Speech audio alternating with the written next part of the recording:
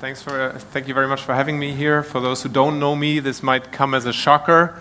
You can see it from the title of the presentation. We're building hardware. Please don't be scared.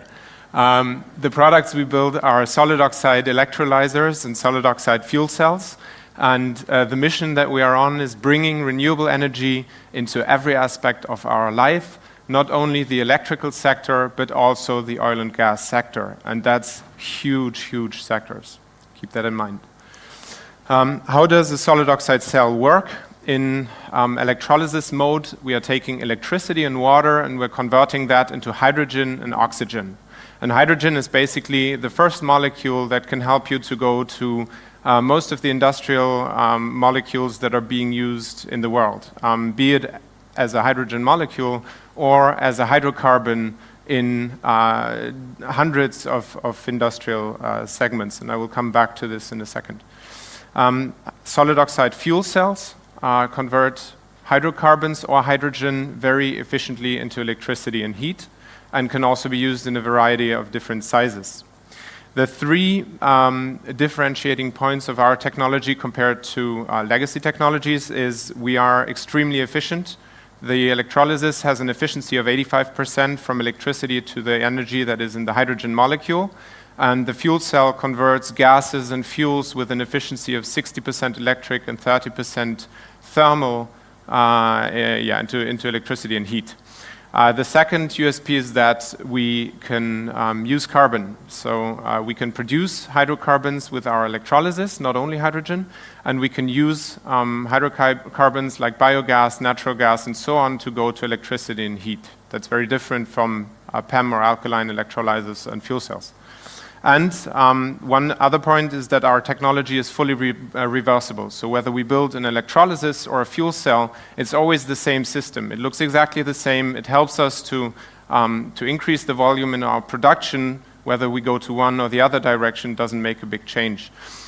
So the main advantage of what we do is we offer in all the business cases that we pursue the lowest levelized cost of energy compared to legacy renewable energy technologies. I quickly want to show 4 applications that we're currently pursuing. We have global partners in multiple markets all over the world. We typically move in a partnership model, so we don't try to build a final product ourselves and go to a market with this on our own, but we're trying to find the strongest and best partners in established markets to bring our components to them, and they integrate it into a final system and then sell it to their customers. The beachhead customer we have in the segment of heat and power for households is Weiland. We have, over the past 3.5 years, sold 50% of all systems in the biggest fuel cell field test. It's around 300 units that are installed with real customers.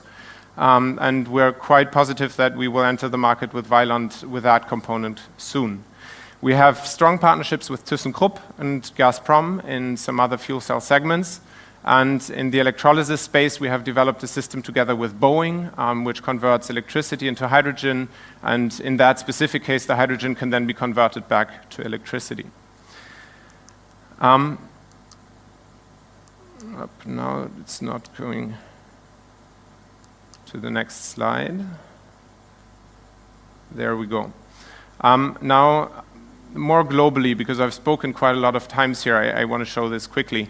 More globally, why does it matter what we do? In Germany, we are realizing that we're not actually talking about an energy transition, we're talking about an electricity transition. And we are forgetting that 3/4 of the energy we use is not in the electricity sector, but in other sectors. And that even if Tesla and all those great companies are super successful, we will not be able to provide more than 50% of those segments with electricity. You would need crazy installed capacities of renewable energy to really provide all those segments with electricity. So Sunfire is really the bridge between the electricity segment and the segment of oil and gas.